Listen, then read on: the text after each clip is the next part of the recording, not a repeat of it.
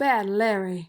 Just when I thought they were giving my boy some respect with this solo book, come to find out it was always going to be just a 5-part miniseries. Damn! What's up, everyone? Welcome to the Bad Larry Kingdom. I'm your host, Bad Larry, and this issue will conclude the Seeing Red Cyclops run. Interestingly, Seeing Red is the title, but Cyclops has been running around blind, seeing mostly nothing this whole time. So then it becomes an idiom of getting Cyclops having an intense, uncontrollable anger. Well, Cyclops has been in control of his emotions, just not his powers. So it's a triple bar in this title. I love it. While the art isn't Jim Lee quality, it's still very good, especially regarding the perspective. We are seeing Cyclops entering the cave, like a fighter entering the ring, but Cyclops is already hunched over. Very little hit points left on his power bar, but his willpower is still at full health. The blood trail is a mix of his blood, tear jerkers, and that arm cannon he ripped off of Endzone. This is all to show Cyclops is the David in this scenario, and Donald Pierce is the Goliath. We are then drawn into the cave by mirroring the image from the perspective of inside the cave. It's great visual storytelling. This reminds me of an interview with Magnus Carlsen. He was asked, how many moves does he usually plan out ahead in his chess games? And he said sometimes it's 10, sometimes it's only 2, and sometimes he just makes natural moves. So just like Magnus, the greatest chess player alive, Cyclops sometimes has a 20 moves planned out, and sometimes he just brings a big gun and an attitude to the fight like his son Cable. This is to show Cyclops is an actual real one. In the last issue, Donald Pierce beat the tarnations out of these kids, but uncovers the magical mystical metal of the gods, Uru, in the process. The kids wake up, their collar inhibitors must have been broken during the fight, but instead of finishing off the job, Donald Pierce is more focused on regaling them and us with an Uru lesson. Very kind of him to do that. Basically, Uru is the most extra special best metal ever. Better than adamantium, better than vibranium. Remember, Uru is the metal that was used to make Thor's hammer, Mjolnir. And once Donald Pierce learned that there's some here on Earth, well, that's what he's been up to for the last who knows how long. Long time. Donald Pierce says years, then years again, in all bold. So it's been a long time, and he has also been collecting adamantium as well for some reason, which he describes as a fickle metal. So he's saying adamantium is unpredictable, unreliable, and unable to remain steadfast. Why? Wow, I know villains love to talk trash, but Donald Pierce calling mutant kind flotsam? That's just wicked. First of all, we have to look up what flotsam means, which is just rude. Call me a dig, at least I know what the definition of it is. And then when I look up flotsam, it says it's a debris from a sunken ship that is just floating around the surface. So Donald Pierce is calling mutant kind floating turds and trash bobbing about the water, polluting the environment, and generally worthless. Wow, that's tough. And what's going on here? Donald Pierce is a magician now? Wow. Donald Pierce is a clever boy. He was always upgrading himself and his reavers in order to kill mutants. But now I get it. The adamantium. The reason he called it fickle was because it was easily manipulated, especially by Norse magic. Look at his legs. Donald Pierce has made his final upgrade. The Uru combined with the adamantium is making this ultimate armor that looks a lot like the Norse destroyer. Forget Iron Man. Donald Pierce is now Uru Man. Yep, look at that destroyer reference. The armor is the same. Yes, it is indeed time to run, kids. But the mountain is literally collapsing on the kids' heads. May's doing her best Atlas impression, holding up the world in her shoulders. But May ain't Atlas. Her mutant strength is, as Donald Pierce would say, fickle.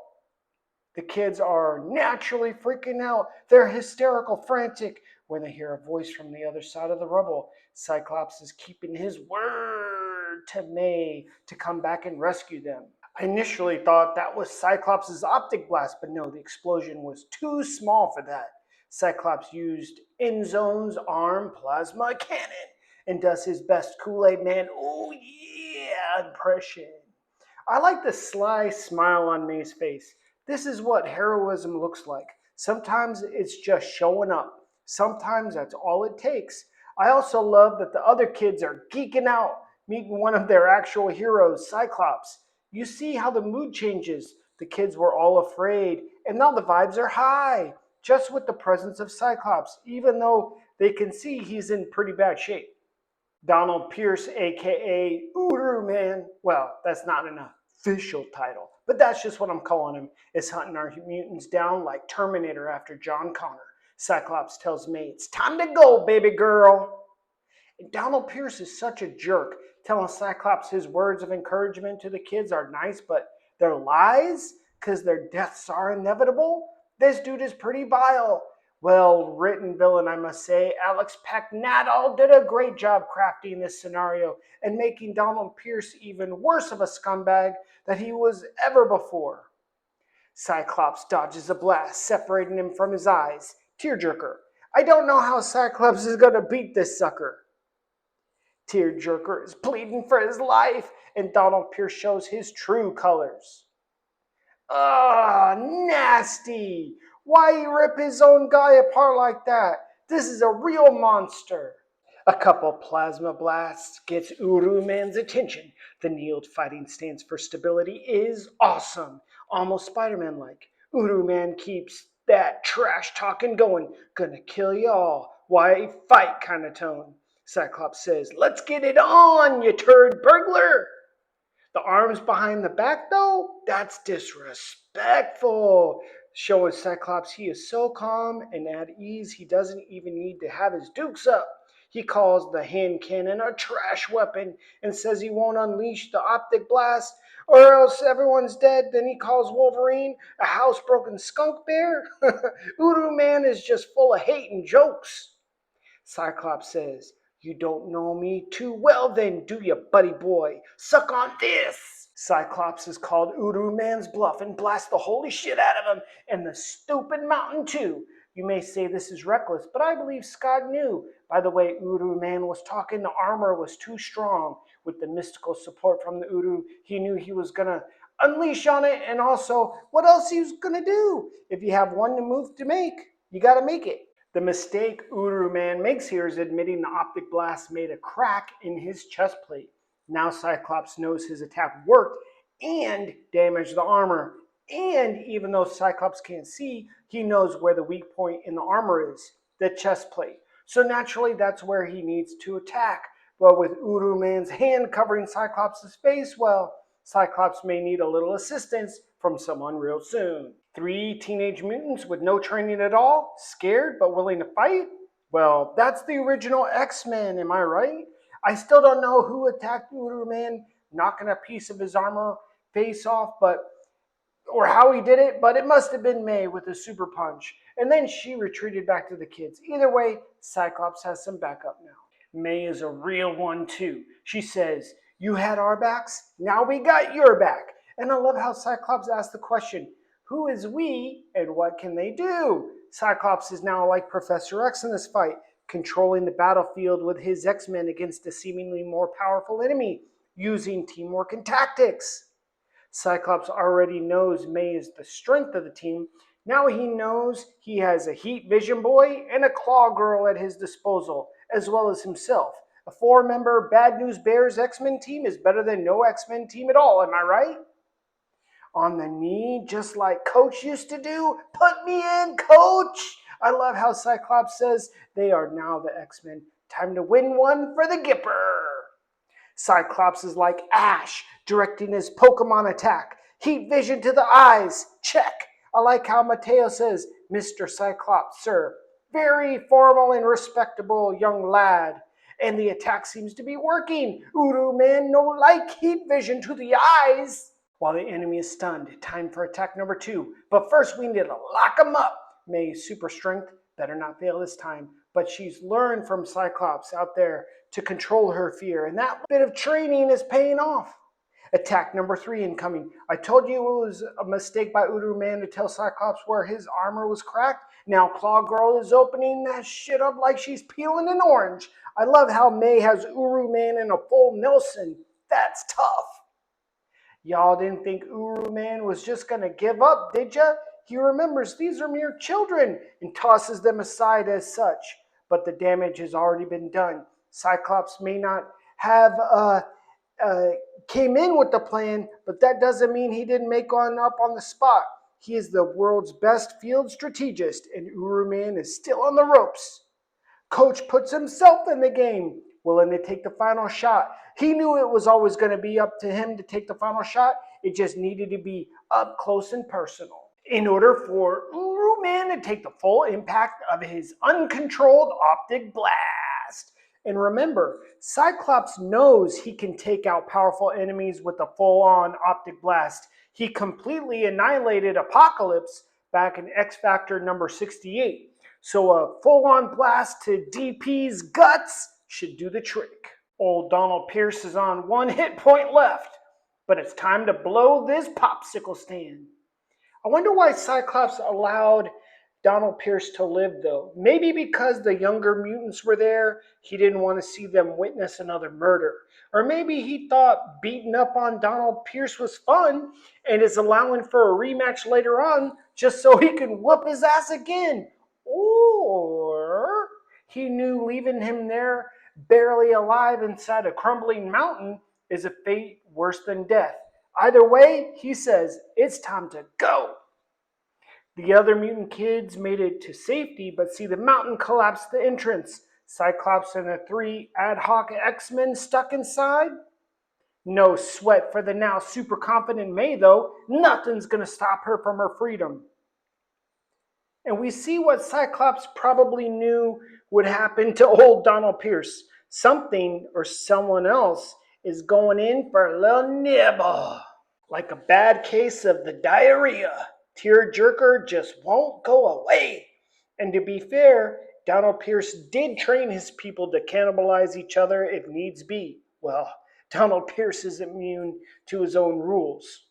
And the gory remnants of Tearjerker shreds Donald Pierce apart just as he was taught in order to keep going. Nasty work.